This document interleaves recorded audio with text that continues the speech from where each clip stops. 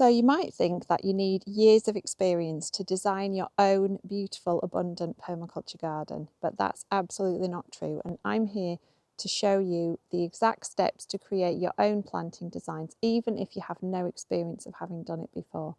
This is the exact system that I have used to design domestic gardens, large and small, also award-winning show gardens, and even some planting designs for the National Trust's first food forest. I'm creating this as a mini series, so it'll be in 5 parts. So this first part is looking at your garden and thinking, what does this tell me about the plants that I need to put into this garden? So then taking that information and helping you to select the right plants for your garden so that you know that what you're going to design will thrive. So before you sow a single seed, I want you to spend just 20 minutes mapping your garden. It'll save you years of mistakes and help you know which plants will love your garden. And I'll show you exactly how to read your space like a designer, looking at light, soil, water, and microclimates. So you can pick plants that will thrive without care, and it's so much easier than you think. And by the end of this mini series, you'll have all the information you need to create your own beautiful edible garden. So in this episode, we're setting the foundations for everything else that follows in the design process. And so by taking these careful observations of your garden, you're really taking the important information now, which will help you to choose your plants. And then we'll turn those observations into a simple plant list, and from there begin to build our first designs. And building those into a simple plant list from which you can then start your own design. So what is your garden telling you? So really, when we're talking about careful observation, there's just a few simple steps that we need to do. So first of all, we're wanting to look at light levels, and that is simply which parts of your garden get the sun and which parts get the shade. And your observations can be as simple as taking a few photographs on a sunny day. So say come outside just after you've had your breakfast and take some photos of different areas of your garden, just to get an idea of where the sun is first thing in the morning, and then repeating that process again around midday, so just after lunchtime, and then again in the evening, maybe just before the sun goes down, just to get an idea of how the sun moves around your garden. And if you're being really thorough, it's great to do this at several times a year, through all the seasons, to see, because obviously as the sun, like now the sun is much lower in the sky, so at this time of day in midsummer I would still be in full sun, but now that it's winter, the sun is going down much sooner, and so this part of the garden gets shady earlier on. So it's just about making those simple observations so that you can start to decide, because you might think that you have a very shady area of the garden, and it might be just that that area is in sun when you're out at work most of the day, but actually you find that when you observe it and you map it, that actually maybe that part of the garden gets a lot more sun than you think, so you can grow a bigger range of plants in that area. And the second one is looking at water and moisture and what that's like in your soil.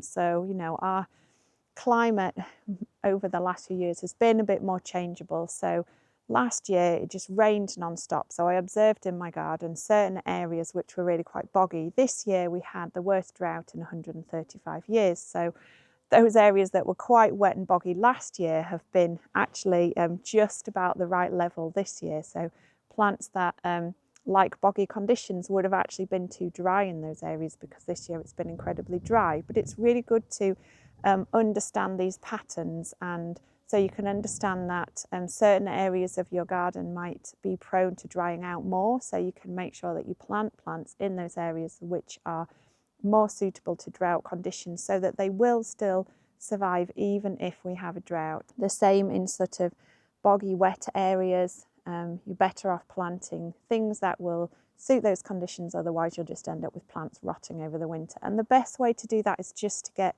digging in your soil. You know, if you've been in the same garden for a while, you might already know these areas, but if you don't, then just go out and do a little bit of digging. You don't have to dig a big hole even, just use a trowel and dig a hole about 10 centimetres deep, and you could probably already tell which areas are dry and which areas are wet. And note these down on a little map. And the third thing that's important to know is your soil type. And I have done a video all about this.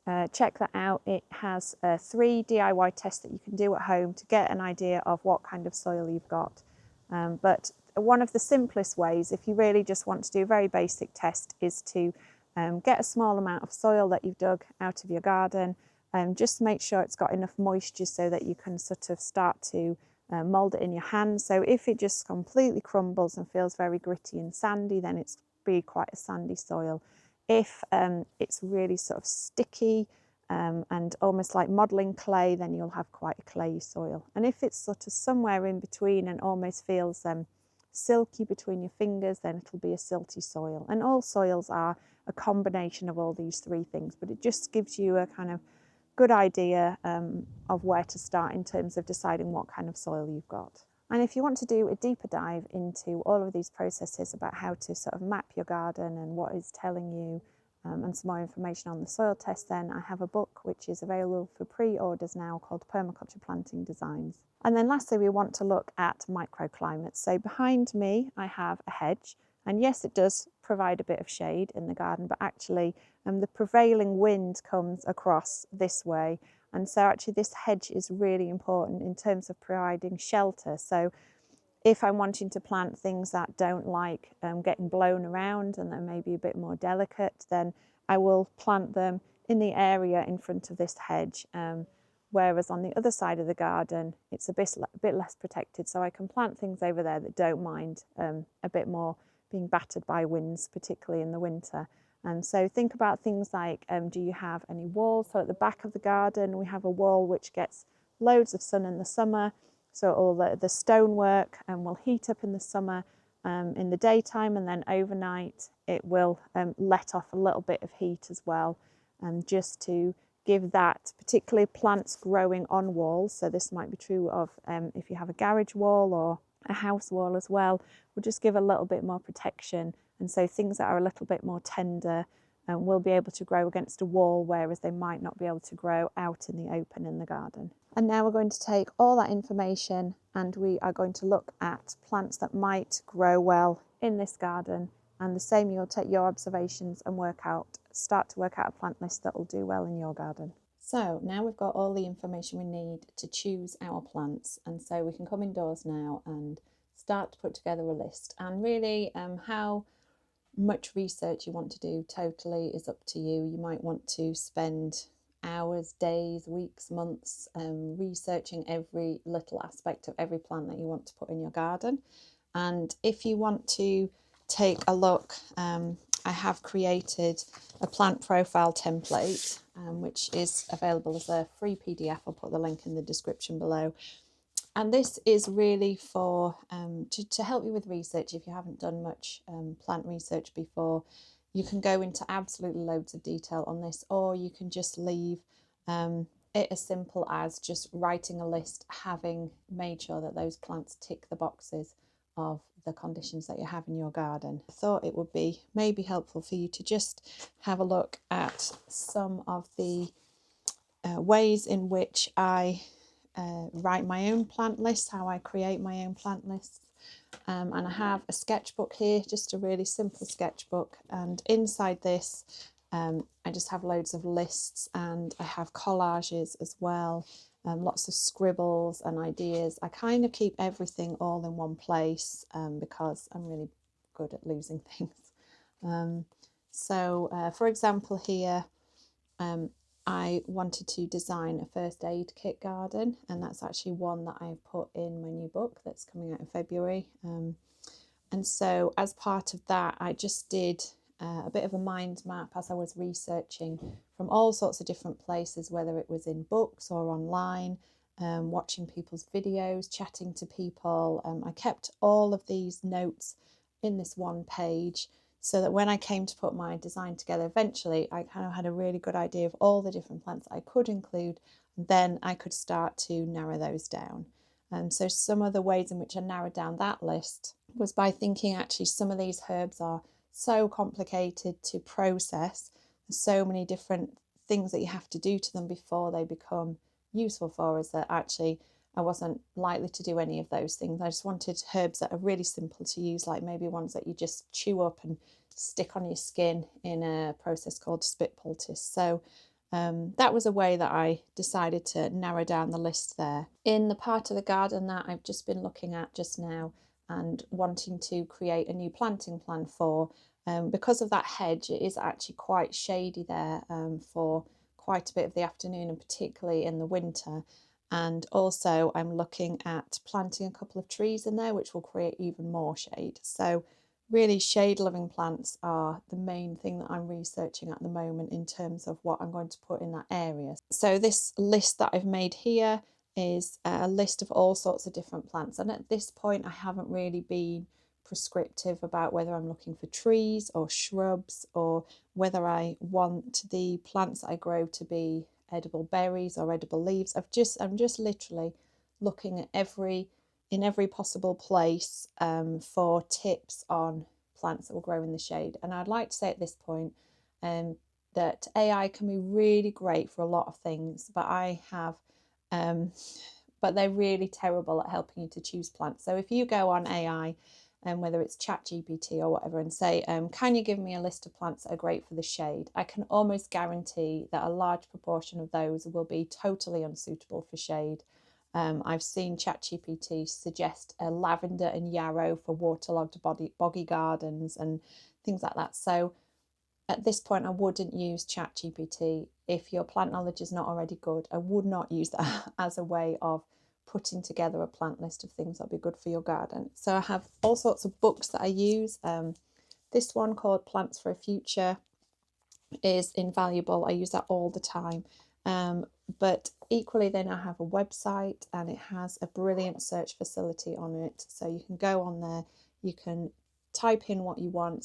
So I could put in plants for shade that are edible and medicinal, and that like a kind of loamy soil, and put in my climate zone in the UK here, and it will bring up a whole list of plants that I can use. So that's actually one of the first things that I like to do. And then sometimes I will look in a few of my other books. So yes, I have got a lot of books about forest gardening and perennial edibles. So I've got Perennial Edible Gardening by Annie Kelsey, and there's some really nice lists in there, and also How to Grow Perennial Vegetables by Martin Crawford as well. I really like that one. And then finally, I have put a lot of the plant lists and plant research that I've been doing into my new book called Permaculture Planting Designs.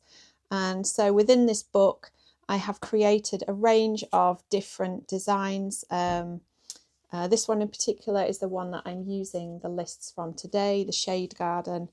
And so there's all sorts of different ones in here, from a pallet planter to a skin care garden to a pollinator's garden to family friendly forest garden. There's all sorts of lists and inspiration for permaculture planting designs, as well as telling you how to do it. So they're just a few of the sort of books and online resources that I use. Obviously, I've been doing this a really long time, so sometimes I can just sit down and pull the ideas out of my head. But as most of you will be probably new to this, particularly maybe even if you've been gardening for a while, you might not know all of the different unusual perennial edible trees and shrubs and plants. So in terms of the most important things to note down when you are doing your plant list is, it's fine, you don't need to write down a load of information, just write down the plant name.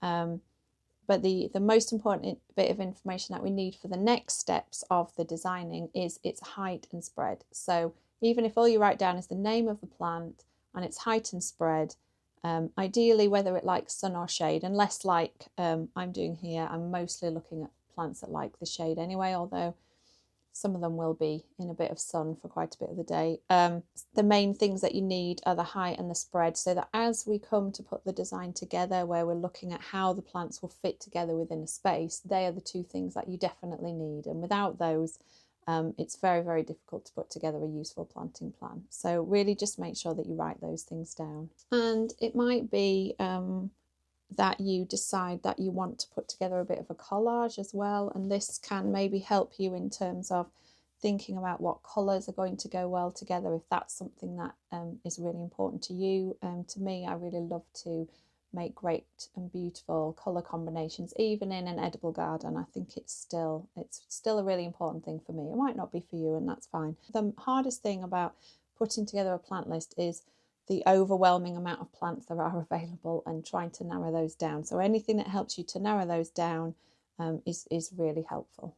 So when you come to create your plant list, you take the 3 main bits of information that we got from going out and observing our garden. So they are the light levels, the soil type, and the moisture levels. And don't worry about being too precise in that, because most plants will grow in most conditions unless you have an extreme of one or the other, and then it should be really obvious when you're digging in it. So it might be that you have a sunny, dry and sandy soil, and so you might look at things like rosemary or thyme or echinacea. Maybe you're looking at something like a kind of boggy, clay soil. You wanted to look at something like elder or meadowsweet or hostas. So those 3 bits of information are key to determining the kind of plants that you're going to be able to grow in your garden. Really, the most common mistake that people make is just buying plants that you wish would grow in your garden instead of the plants that will grow in your garden. And I think that's the key difference really between being a designer and being a home gardener. And so really just by thoughtfully choosing plants after some careful observation, you should be able to really have a lot more success. And even then, some plants will die, and that's fine. That's just gardening. And even as experts, we still have plants die on us sometimes, even though we've supposedly selected exactly the right plants for the place, and it just happens. So some of the plants that I'm going to include on my plant list for this shady area, just the other side of the hedge, include a Chinese pepper tree, a Xanthoxylum simulans. I'm also going to plant in a Cornus kousa. Well, I've actually already planted that one in just at the top of the garden, and so they will be my tree layer. And then under that I'm going to have some raspberries, and they will be planted in the sort of sunnier areas. I'm also going to include some Solomon seal, and whilst I'm not necessarily going to eat a lot of that, I really like it as a plant. I think it's very pretty. It'll grow in the sort of really deep shady areas. And it's also a good plant for pollinators and for some of the sawflies as well. I'm going to include some rhubarb underneath those. And what else might I put in there? Oh, Herblitzia as well. I'm going to put in a Herblitzia Caucasian spinach. That's a climbing spinach, and that will probably grow up at the back. I might have to put some kind of trellising or structure in there to let that grow up, because if I let it grow up the hedge, then every time I trim the hedge I'm going to be chopping all of the Herblitzia off, so I might put some kind of structure at the back. I'm going to include some of the Siberian bellflower, and that is a really nice ground cover plant, and that will grow in almost complete shade, but it'll also grow in full sun, so that's quite a good one for me to put in the areas which will get a bit of both. And it has some edible leaves and flowers, and the leaves are quite often available all through the winter as well, so that's a really handy plant to put in. I'm also going to put in a Mahonia. So this is like the Oregon grape. Really love the fruit, but also I love the smell of the flowers in the sort of winter time. Really bright yellow flowers that come out, and when they just get a little bit of sun on them, they just absolutely fill the air with scent. So one of my favourite plants.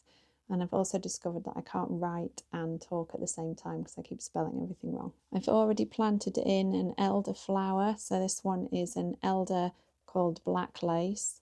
I thought it would be nice to have like a dark coloured leaf to contrast with all the other things that are green. So I'm just taking a quick check through my book just to see, oh yes, Sweet Sicily, which I've already planted in a bit, but really I just sort of put them in to get them out of pots, so it might be that I move those things around. So even some of the things that I've already put in, I might move around when I get to the actual designing phase. So let's have a look. I might quite like to put in some pink purslane, so that's a Claytonia. That's a really nice one for salads, so I'm going to include that one as well.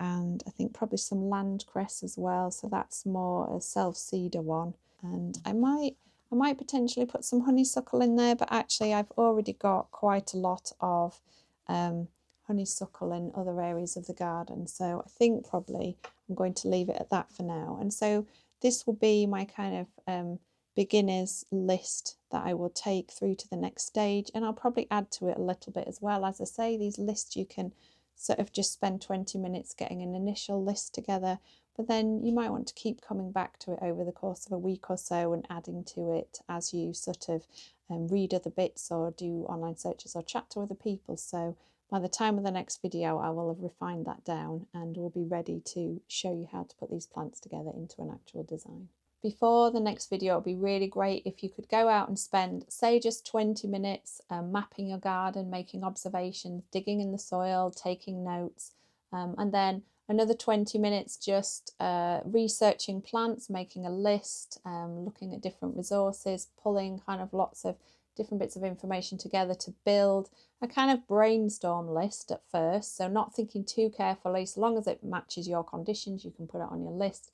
And then spend another sort of 20 minutes refining that list down to the key plants of what realistically you want in your garden, what is going to meet your needs. And so within just 1 hour, you could have completely transformed the future of your garden's success. And what I'd really love you to do is to put, say, maybe 3 of the plants that you have decided are going to go in your garden, and say what you really like about them in the comments below, so that it just gives everyone a bit of inspiration for what they might want to put in their own garden. And in the next episode, we're going to take this design and we're going to turn it into an actual planting plan. And this is much easier than you might think. So join me for that.